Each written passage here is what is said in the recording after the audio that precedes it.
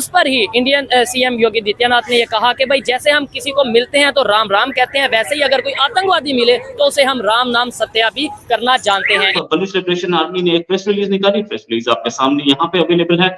Press release में PLA ने बोला कि कोलवा और मुस्तांग यहाँ पर 2 जगह पर उन्होंने हमले किए थे, जिसमें 3 पाकिस्तानी सेना के लोग मारे गए। पाकिस्तान और हिंदुस्तान की जो इंटेलिजेंस है उनका आपस में तावन होना चाहिए, दोनों की मिलिट्रीज का आपस में तावन होना चाहिए। ये चल रही हैं कि भारत जो है वो ऑकस ज्वाइन करने वाला है।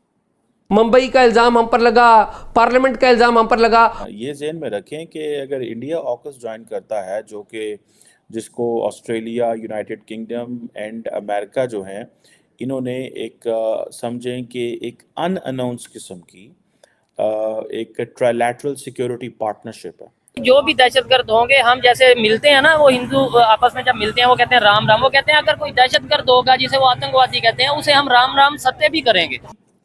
India will be part of the AUKUS minus military component, but in emerging technologies, in artificial intelligence, in electronic warfare and cyber technologies। यहाँ पे वो चीन से क्या है और इस पे बात करते हैं, लेकिन ये ज़हन में रखें कि अगर इंडिया AUKUS ज्वाइन करता है, जो कि जिसको Australia, United kingdom and America जो हैं इन्होंने एक समझें कि एक अनअनाउंस किस्म की एक ट्राइलैटरल सिक्योरिटी पार्टनरशिप है।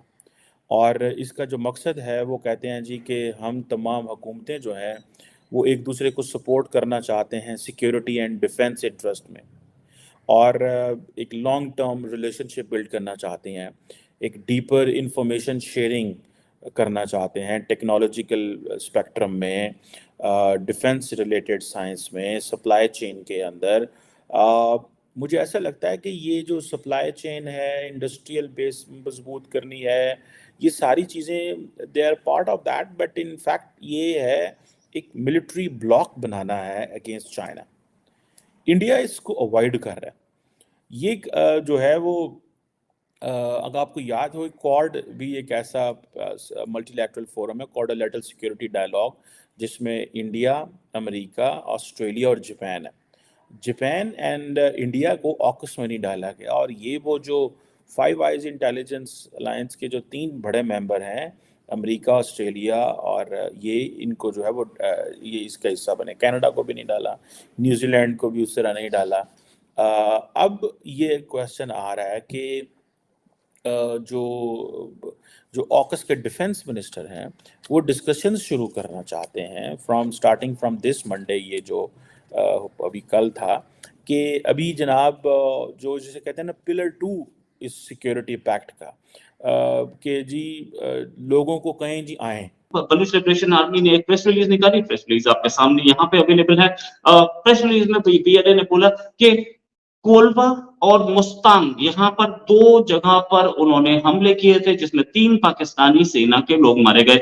बलूच लिबरेशन आर्मी ने एक डिटेल स्टेटमेंट निकाली और बोला कि freedom fighters Baloch liberation army के उन्होंने टारगेट किया मुस्तांग का कोलवा में 2 कैंप्स को 9:30 बजे के आसपास वेडनेसडे को ये अटैक हुआ था।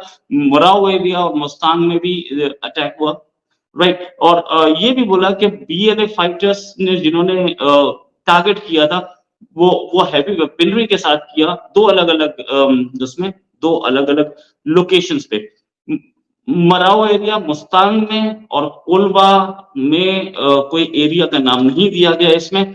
ये भी कि 30 मिनट तक फाइटिंग चलती रही। बीएलए फाइटर्स ने बोला कि कई रॉकेट्स फायर किए गए, ग्रेनेड्स फायर किए गए एनिमी पोजीशन में, 2 एनिमी पर्सनल 3 मारे गए थे, इनफैक्ट 2 मारे गए, 4 इंजर्ड थे एक लोकेशन पे, और दूसरी लोकेशन पे 1 मारा गया। अटैक के बाद सारे के सारे जितने भी बीएलए के फाइटर्स थे या फ्रीडम फाइटर्स बोलिए, वो निकल गए अपनी लोकेशन के लिए, यानी कि अपने बेस कैंप के लिए, और पाकिस्तानी आर्मी उनका कुछ नहीं बिगाड़ पाई। ये भी उन्होंने बोला कि डिस्क्रिमिनेट फायरिंग की गई, मोर्टार शेल की मारे गए, लेकिन बीएलए के फाइटर्स का कुछ नहीं बिगड़ा।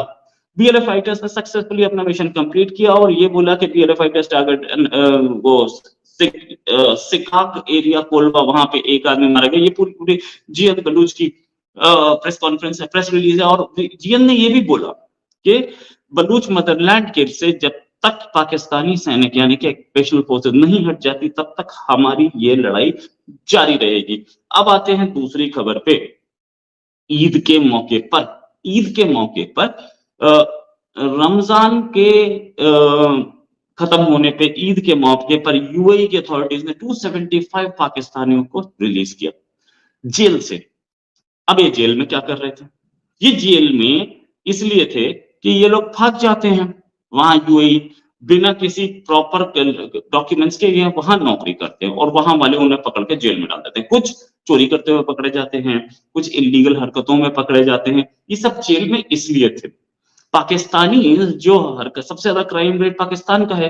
पाकिस्तानी जो है वो क्राइम रेट वहां पे जो क्राइम करते हैं सेंट्रल एशिया में या मिडिल ईस्ट में, जो भी सेंट्रल एशिया से भी बड़ी सारी खबरें आती हैं, मिडिल ईस्ट या बोलिए वेस्ट एशिया, जो भी बोल लीजिए उसको, depending upon which side you believe, वहां पर इनका क्राइम रेट सबसे ज्यादा है। पाकिस्तानी का सबसे ज्यादा जेल में है। लेकिन जब ईद आती है तो इनसे पूछा जाता है पाकिस्तान से, भैया इस बार क्या गिफ्ट लोगे? तो बोले हमारे जो जेल में है ना यार, उन्हें छोड़ दो।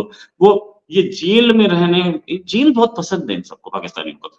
सारे जेल में होते हैं, वहां पे यूएई में भी। अच्छा, कुछ इनमें से भीख मांगते हुए पकड़े जाते हैं, उन्हें जेल में डाल देते हैं।